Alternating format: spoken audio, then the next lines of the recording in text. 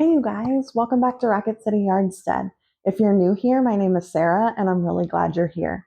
So today is a cool rainy day in North Alabama. And given that it's July, that is a very welcome change from what we've been dealing with. We've spent most of the summer in the mid 90s. And so it's not even supposed to make 80 today, which is kind of crazy, but awesome.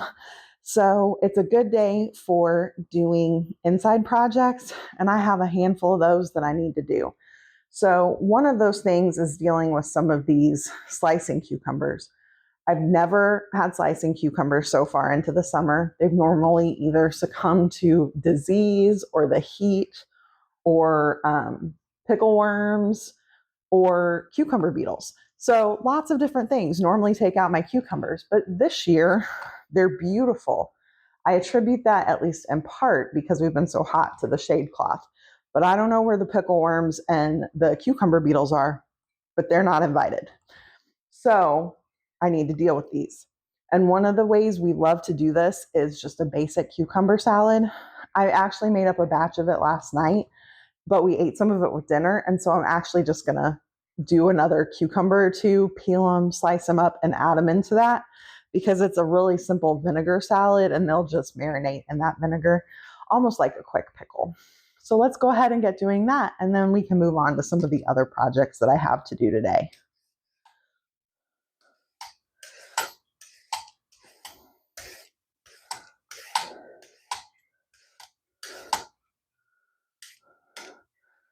I'm really just looking for my bowl here to be full. So I don't know how much I'm going to add, but I will include a actual recipe in the description below if you're interested in this. It's a pretty classic recipe, I think, but we love it. And it's a great way to use up the cucumbers.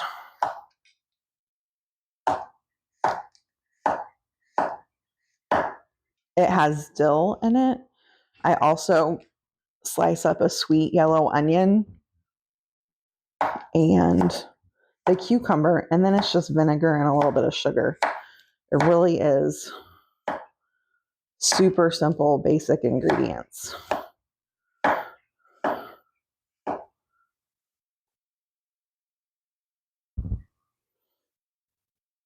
And I think, looking at this bowl, that I am going to have room for another cucumber. So, not a big one. Maybe we'll just use this one. I have my cucumbers in the sink soaking because that helps them stay firm and fresh longer if you soak them for a little while in cold water when you first bring them in. Okay, that looks just about right. Grab a spoon, stir it all up, and I might add a little bit more vinegar. We'll see what it looks like once it's all stirred up, but I actually don't think this is going to need any more vinegar. Between the vinegar and the salt and sugar in this, it pulls a lot of liquid out of the cucumbers, and then you end up with quite a bit of dressing. So here's just a little peek at what this cucumber salad looks like. It's delicious if you've never tried it, so definitely check out that recipe. So my next project for the day is cherry, tomato, and corn salsa. I found this recipe on the Ball canning website last summer. I was just swimming in cherry tomatoes and didn't quite know what to do with them. I put a ton of them into pizza sauce, but I just had to find some other way to put them up and found this recipe. Now, if you've watched other videos, you've probably heard me mention that I can't eat corn, but my mom loved this salsa. I think she has one jar of it left from what I made last year. And so I'm very grateful to have cherry tomatoes to make some more of it.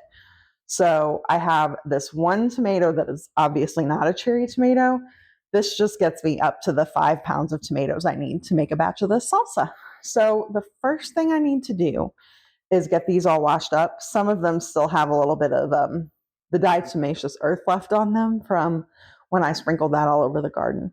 And so I'm going to get these all washed up, and then we're going to get to making the salsa. Before I start running the cherry tomatoes through the food processor, I wanted to show you guys what they look like. They're such a beautiful mix of different colors and I'm just really pleased with them. So here we go. We've got Sun Golds, Super Sweet 100s. These are a purple bumblebee. These are a black cherry tomato. If you've never had them, they kind of remind me of a cherry tomato version of a Cherokee purple. They're delicious. This recipe calls for rough chopped cherry tomatoes. I find the easiest way to do that is in the food processor. And they don't have to be uniform in size. It's salsa, but so I'll just go through and do a couple of batches here in the food processor. Definitely don't want to fill it too full. I learned this last year, that if your food processor is too full, they don't chop super well. So that's probably about right. And then I'm just going to pulse this and let these get rough chopped.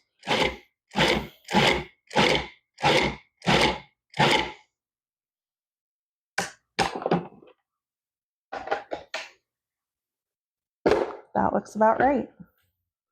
Let's see if I can get a good view for y'all. So I'm just going to do that with the rest of the cherry tomatoes. The next thing the recipe calls for is 2 jalapenos. Now, this is a thing, I'm actually going to add 3 jalapenos and a serrano pepper. And I'm a big proponent of following the directions on recipes when it comes to canning.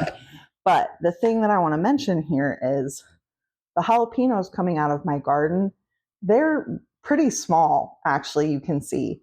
And the jalapenos that I would buy at the grocery store, they're about double the size. So I think this is one of those things that you just kind of have to look at the produce you have and judge accordingly. I feel perfectly comfortable adding extra peppers because, I mean, look at this little guy. He's tiny. So I'm probably getting about the amount of jalapeno the recipe calls for, even though I'm adding more number-wise, if that makes sense. So just something to keep in mind.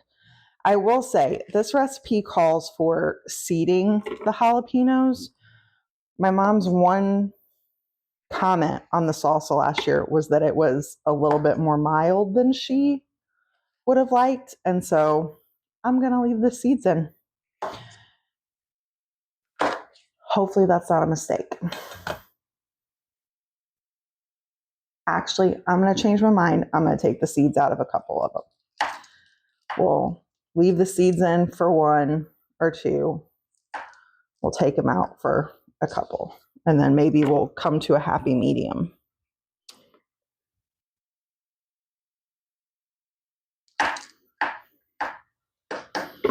Okay. The other thing I'm going to add in here with the peppers is it calls for a cup of red onion, and it calls for it to be finely chopped. So I already have the food processor out and dirty from doing the tomatoes. I might as well put it to use for me on all the other ingredients too. So I'm eyeballing, and I think this onion is about a cup. But I may chop it up a little bit finer and pop it in the measuring cup and see. Just into some chunks. Yes, I think that's right. Right at about a cup. Yep. So add that in there with our peppers, and we will get this finely chopped up.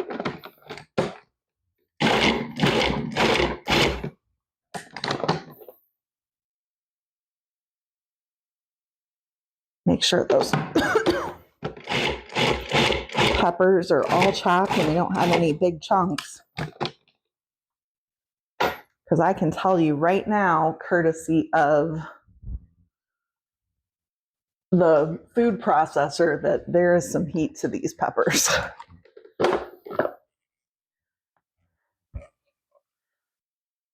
The last thing I need to chop up for the recipe is some fresh cilantro. The recipe calls for half a cup. I did have to buy cilantro at the grocery store, unfortunately. Even under the shade cloth, my cilantro just couldn't compete with those 90-degree temperatures, and it all has bolted.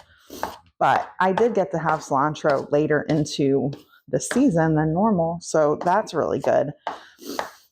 And I am hoping to get out there relatively soon and plant some more cilantro, because if you don't know, cilantro is really quite cold hardy.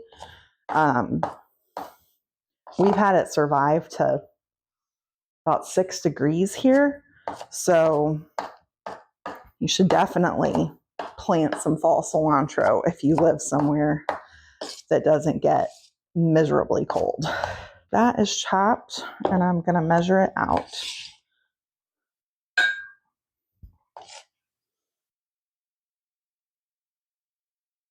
This is one of those things that you do want to be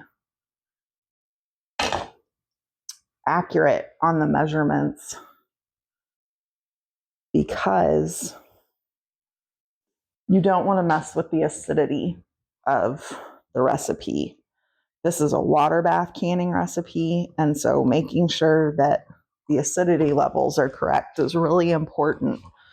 You could risk things like botulism if your salsa is not acidic enough, and so follow the recipe. That's the best advice I can give. All I need to add now is half a cup of lime juice. The recipe calls for fresh lime juice. It specifies that in this recipe, it's for flavor, not for adjusting the acidity level. But I have bottled lime juice, and that's what I'm going to use. So now that we got the lime juice in, I'm going to add the last 2 ingredients. It calls for a teaspoon of chipotle powder and 2 teaspoons of salt. Now, I am varying things a little bit here. I last year discovered that we love smoked salt in our salsas, and so I am going to use smoked salt in here. But if you don't have that, or you don't like the flavor, obviously just follow the directions and use regular salt. But I'm telling you, it gives just a little something extra to this. There's one more thing I wanted to add that was not in the recipe, which is just a little bit of garlic powder. This is one of those things, dried herbs and spices, you're allowed to add a little bit when you're making canning recipes and alter that some, but not fresh. So I wouldn't want to add fresh garlic into this. Now that I have all the ingredients in the pot, I'm just going to bring it over here and get it on the stove. It calls for simmering the salsa for 5 to 10 minutes. So this will take a few minutes to come up to a simmer. And while it's doing that, I'm just going to work on cleaning the kitchen up a little bit. I just realized I forgot an ingredient. I still have to add the corn. It calls for 2 cups of corn kernels. I am going to use frozen corn kernels in this, which the recipe says is fine. All right, you guys, here we go. The 2 cups of corn kernels that I forgot. It wouldn't be cherry tomato and corn salsa without the corn, would it? Okay. So I'm going to stir those in, and then we'll let it do its simmering. I got the kitchen all cleaned up, and I have the salsa simmering. And so that while that's going, I thought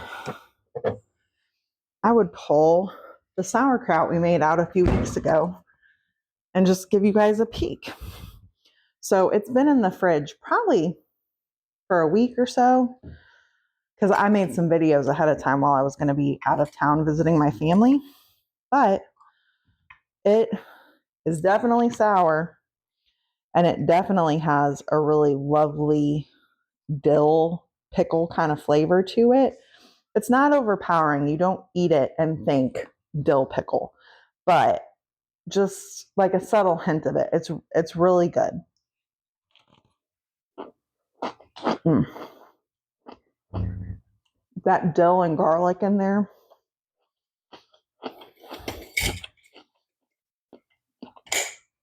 It's a winner. So I'm not sure I don't necessarily taste the cucumbers so much. You could probably leave them out. Maybe that's why they changed the original recipe from the brand I used to buy, because it was really the dill and garlic that give it the flavor. But if you were curious about how it turned out, it's really good. You should give it a try if you like sauerkraut. And that was the timer for my 5 minutes on my salsa. So we're going to be just about ready to can that up in just a second. All right, so the salsa is ready to start jarring up. I have had my jars in hot water on the stove for quite some time now. You do this if you don't know, because if you're canning something that's already hot, you want your jars to be hot so that you don't have shock on the jars and end up with a broken jar.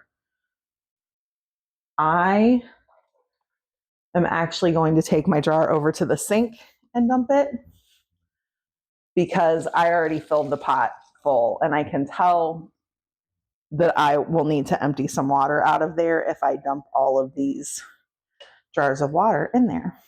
But I've got my nice clean hot jars. I've got a clean ladle that I am going to ladle the salsa into my pint jars.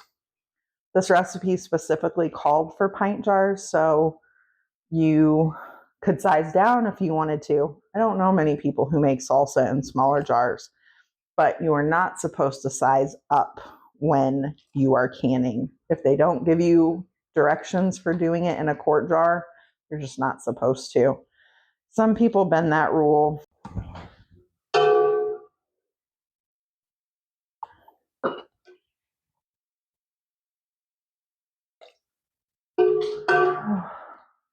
Keep filling these jars.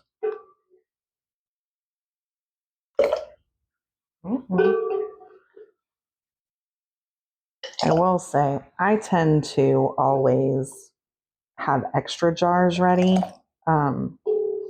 just in case, because a recipe may tell you how many jars it's going to make, but typically I would say that's more an average. This recipe says it should make 6 jars, but I've had it make more than that. I've had it make less than that. It really kind of depends on just your produce. For instance, if you pick your tomatoes right after it's rained, ow, that was unpleasant.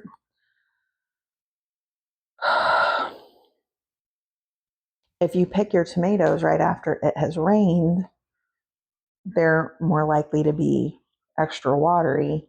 And so you may end up with a thinner salsa that there's more volume to. I'm just going to wipe that off. Also, I did want to show you guys, I'm trying a new lid called Superb. They are available through Azure Standard, which is somewhere that I buy some of my bulk products from. And I placed an order that I picked up, and I was able to get lids through them for a really good price. And I've heard good things about these, so hopefully they're good. The salsa is all jarred up. I got 5 full pint jars, and then I have this left over. So this will just let cool and we'll put in the fridge, and my mom will be able to eat this and enjoy it. So I'm going to turn the temperature up on this, let it come to a rolling boil. I will put the lid on, and then it will can for 15 minutes at that rolling boil. So let's get it turned up. Get the lid on there. There is about an inch of water covering the top of the jars. That is what it calls for when you're water bath canning. While the salsa is going in the canner, I am going to do the last thing that I really needed to do today, which is use up these roasted red peppers that I roasted yesterday. I roasted them, peeled them, chopped them all up, very similar to like how I did the chili peppers in the chili relleno casserole recipe. Oops. But so now I am going to make pimento cheese. Technically, I guess it's not pimento cheese, but pimentos are just a sweet red pepper. So you could use any kind you want. But I'm getting my cheese shredded up and I'm using my food processor today since I already had it out. Normally I would just use a box grater, but why not?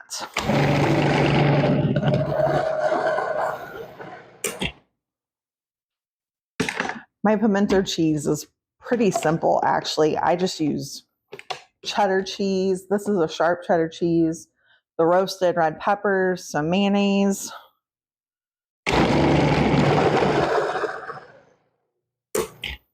salt, pepper, a little garlic powder. I do actually have a couple of jalapenos that I roasted in here as well, just because I thought a little bit of a kick might be nice. Pretty simple. I am going to make the mayonnaise, but you could absolutely use store-bought mayonnaise. You'd use pre-shredded cheese. Heck, buy the pimentos in the jars at the grocery store, and you could actually make pimento cheese pretty quick and easy with store-bought ingredients. The store-bought pimento cheese has, I don't even know how many ingredients. I've looked at it before. So even if you're using shredded cheese from the store, mayonnaise from the store, the jarred pimentos you buy at the store, it's still a really quick, easy recipe, faster than what I'm doing, but also you're not ending up with quite as many ingredients as if you just buy this stuff off of the shelf in the refrigerator section.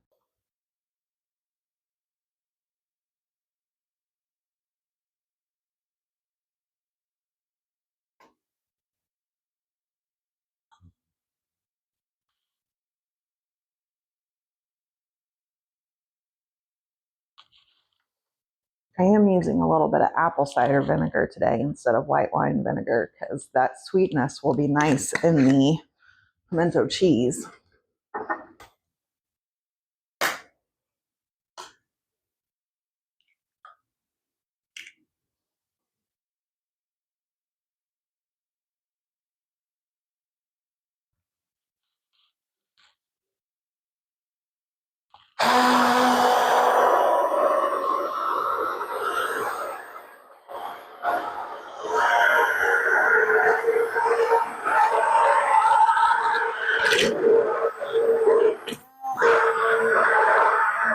Got our mayonnaise made. We've got our cheese shredded, our pimento peppers, roasted red peppers all ready to go. So now it's just assembly. So I am going to use, I'm eyeballing today, but about 2 cups of cheese, I think. We'll see how much it is with the peppers. I have about a cup of peppers, so I might want a little bit more pimento cheese today. But cheese, I'm just going to dump these roasted peppers in here.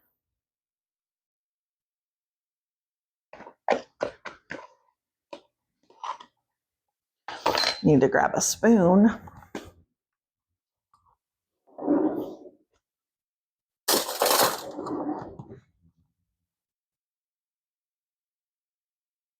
I'm going to start with about half a cup of mayonnaise. We will see if it needs more.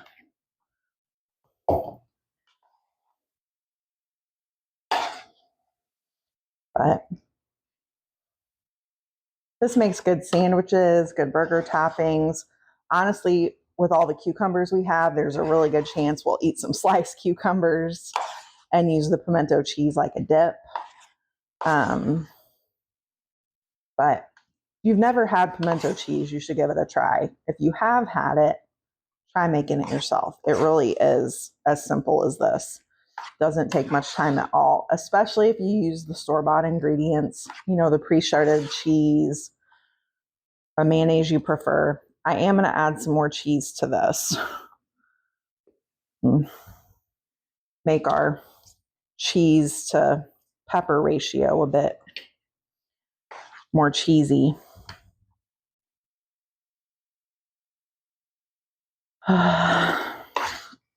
Make a mess with the cheese while I'm adding it.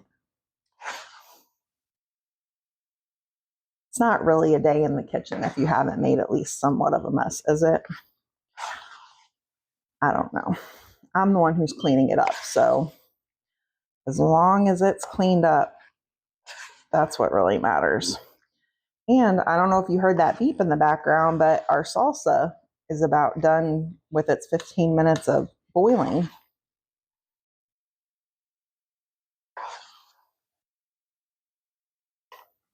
So here we go, homemade pimento cheese. So I just turned the burner off and set the timer for 5 minutes so it can kind of settle down and calm down a little bit, cool just a little bit without the burner on. And then after that 5 minutes, I will take the lid off and let it sit for another 5 minutes. And then I'm going to take these out of the pot and let them cool on the counter for 12 to 24 hours before we remove the rings. Okay, y'all, they are ready to take out of the canner.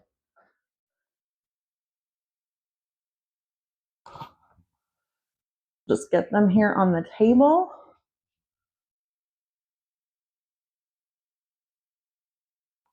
Well, they will sit until sometime tomorrow.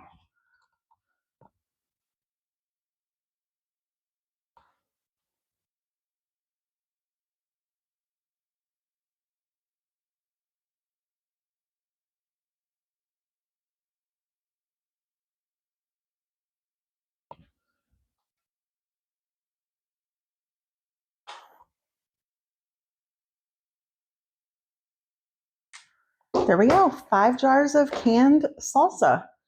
My mom's going to be really excited to have these. So thank you for hanging out with me today while we topped off the cucumber salad, made the pimento cheese,